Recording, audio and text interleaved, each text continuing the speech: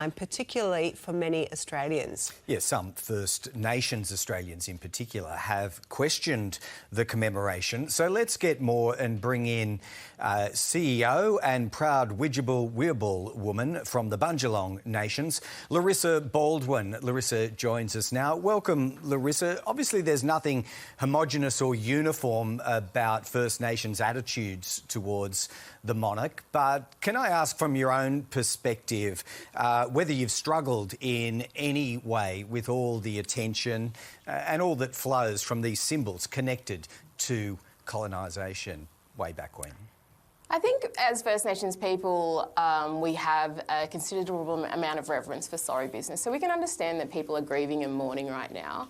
I think for First Nations people, it can feel a bit rich, really heavily laid on. We're just seeing days and days of coverage of this. And it's not that, you know, there isn't a place for this. We are a country that's part of the Commonwealth.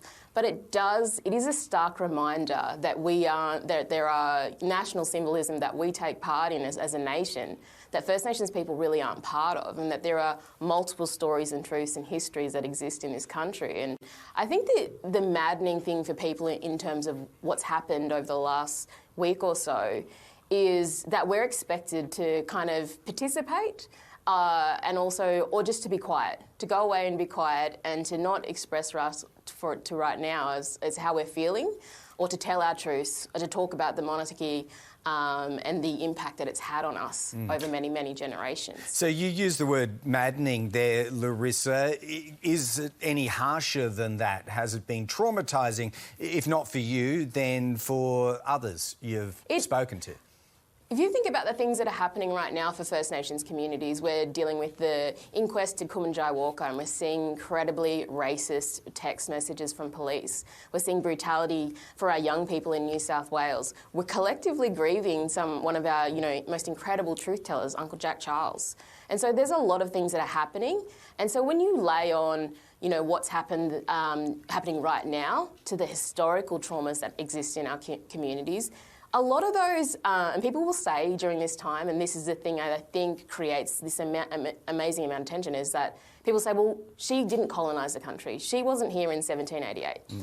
She wasn't, but she was the monarch that was in charge and in her position when the assimilation policies existed in this country, and almost for their entirety. And those things were incredibly harmful to our communities, to our families. You took our languages, you took our children, you took our culture. And those policies were set up so that we assimilated into what was called the Australian culture, to take part and to act like the rest of the country. And it did so much damage. There are still families that are not connected with, and this is not just in Australia, it's globally. So there's experiences that we see and how much mourning and grieving that we do collectively when things like this happen in terms of like deaths in custody, even when we see more recently in Canada, all those children's bodies from the residential schools that were uncovered. She was the monarch when those things were uncovered, but there's no acknowledgement that these histories exist, but we were expected to participate in these events or just to be quiet. And there's such a double standard around what we're expected to do right now versus when we're mourning, and how the country reacts to the types of things and the truth-telling that we do. And how would you like to see that acknowledged in any way, Larissa? Clearly, we have some constitutional questions to address pretty soon after this immediate period of mourning passes, but what should that look like from your point of view? She was also monarch when the myth of Terra Nullius was overturned, and for a long time, and not just in Australia, First Nations people have spoken about representation. She knew that there was a call widely within our communities for treaty. We are the only Commonwealth nation without a treaty. And I think that instances like this really put the emphasis on the need to have a collective truth-telling in this country and to tell our shared history, to tell the real truth about what happened in this. And so we don't have these separate experiences. And I think as a country, we are big enough and we're mature enough to be moving in this direction. Almost every state and territory is talking about treaty processes and talking about, some others are talking about truth-telling right now.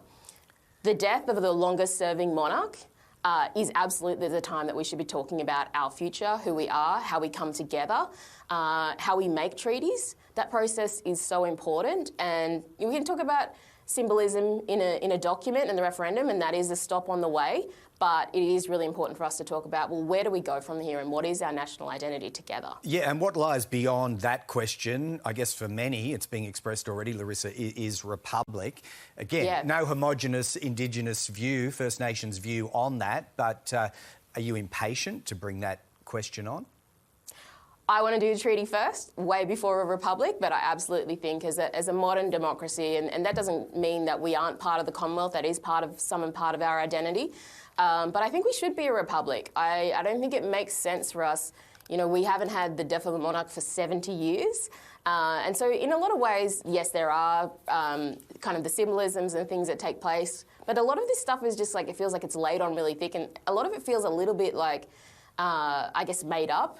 That people are, you know, there's a massive TV show called The Crown that people watch, and I think a lot of people are reflecting, like, you know, maybe if that propaganda wasn't out there, people wouldn't care that much about what's happening or those types of things. So I think we should be moving forward to a republic and looking at, you know, what real representation looks like even in our parliaments. You know, we have just elected the most diverse parliament in history. We've never had a time when we've had more First Nations people in parliament right across states and territories. So I think now is absolutely the time for us to be talking about this.